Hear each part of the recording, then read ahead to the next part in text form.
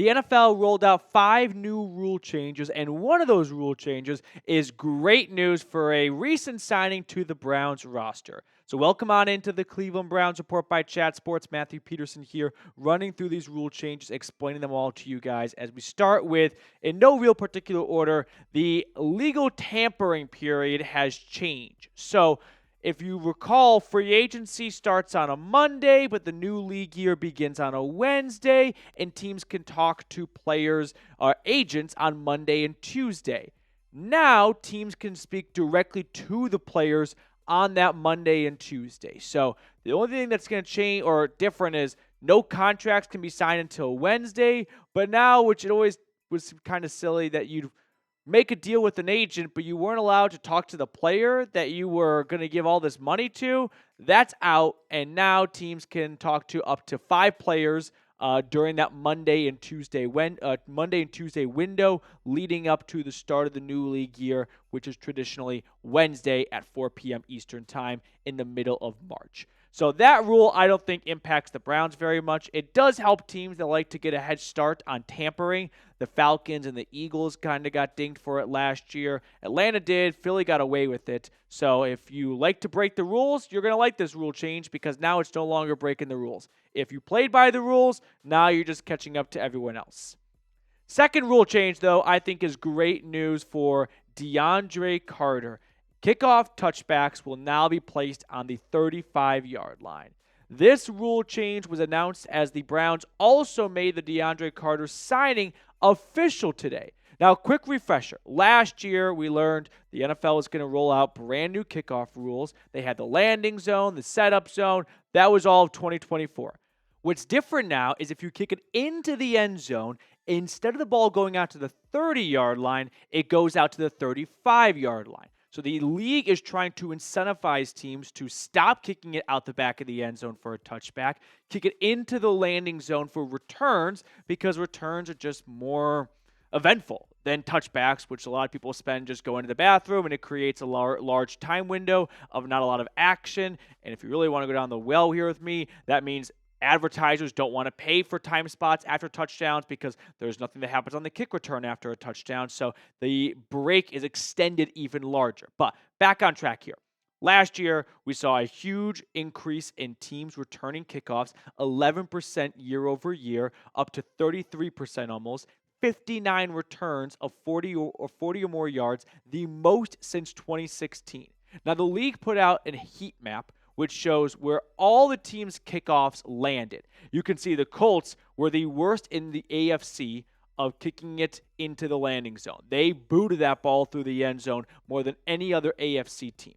Meanwhile, the Browns, I'll help you out, are top right in this Where's Waldo adventure. So Cleveland was already on the right track for teams that are kicking it into the landing zone and inviting teams to return the kick. So this is a special teams unit that is not going to have to drastically change their approach. Whereas the Colts and other teams that like to just boot it through the back of the end zone and give you first and 10 at the 30, probably have to go about it a little bit differently now unless they are comfortable with going, here's first and 10 at the 35, which I don't think they will be. So all the coaches and players on kickoff for the Colts last year and teams like that have to likely start over and figure out the best way to kick it into the landing zone, whereas the Browns, they don't have to make a drastic change since they already were doing that a decent amount. Now, the biggest beneficiary of all this is Deandre Carter, because as the Browns start kicking it into the landing zone more, that means other teams are going to do that as well. And teams with return specialists like Deandre Carter, who the Browns signed official today, they are in for a great season because they now have a plethora of opportunities to get the ball and return it. Carter has always been one of the better return men in the National Football League the last few seasons, but especially last year for Chicago in this new kickoff format where he got 15 kick returns, 439 yards came out of it, an average of nearly 32 yards a return. That was one of the best in the National Football League, and 67 yards on his longest return. So the biggest beneficiary to this is players who identify themselves as return specialists. That's their calling card. That's what they bring to the table. Because in years past, guys like Deandre Carter, didn't matter how good of a return specialist they were, if the other team just kicked it out the back of the end zone every single time and neutralized their greatest strength. Now, you really got to weigh in. Is it worth kicking it out the end zone for 35 free yards for the other team? Or should we gamble and test out Carter or whoever is back there? I think teams are going to try and test out those return specialists. So great news for Deandre Carter. He's got himself a full plate this upcoming season, and Bubba Ventrone and the special teams unit are already on the right path for kicking it into the landing zone, given the rate they did it last year, and avoiding just giving the opposition 1st and 10 from the 35-yard line. Before we move on to the other rule changes that were made today, name a random Brown special teamer. Don't go with a simple Josh Cribbs. Dig deeper than that. I've got one in mind. Let's see if we say the same person. I'll reveal my player at the end of the video. So I'll give you all some time to think of a random Brown special teamer. Getting back to some of the rule changes, though.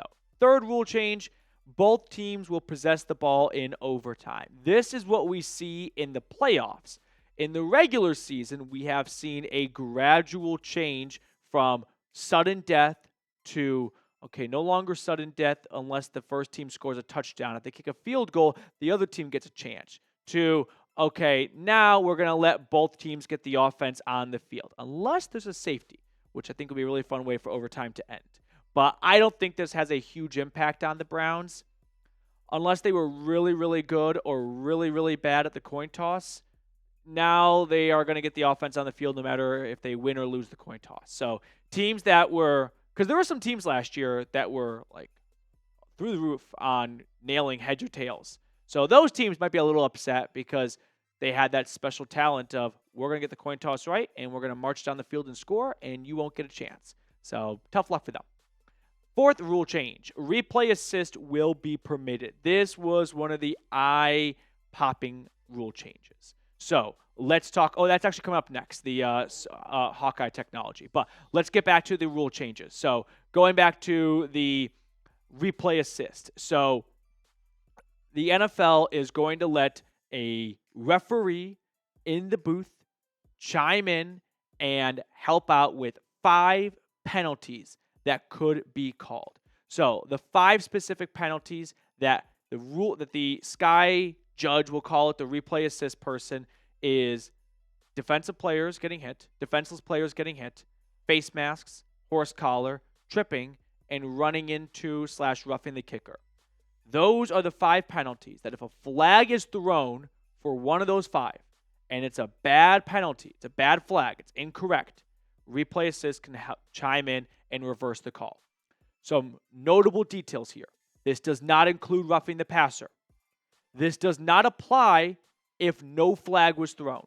Replay assist cannot call down and say, hey, you missed a face mask, throw the flag.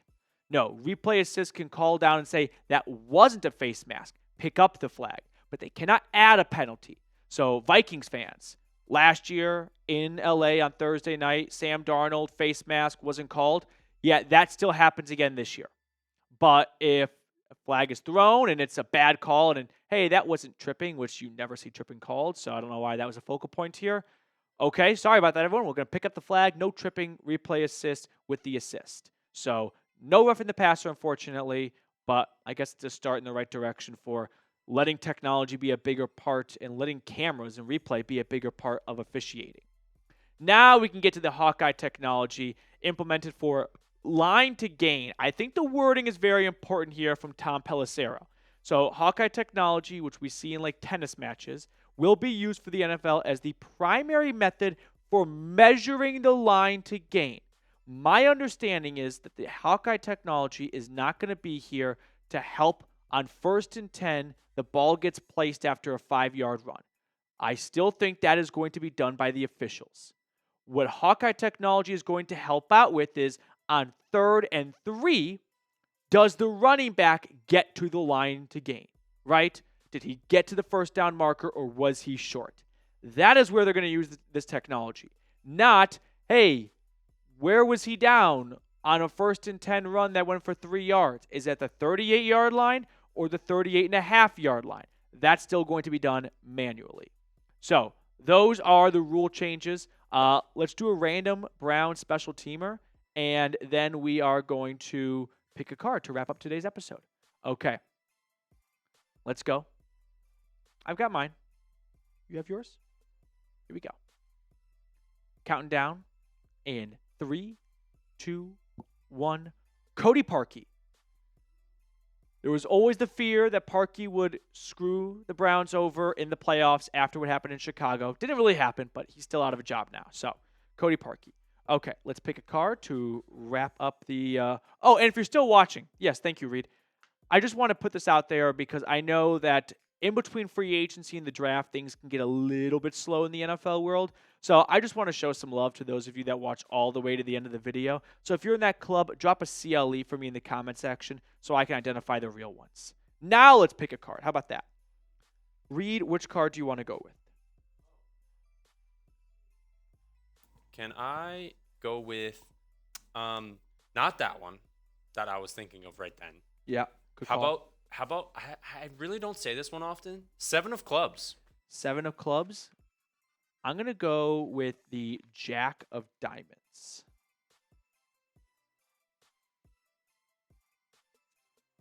No, 3 of Spades. 3 of Spades.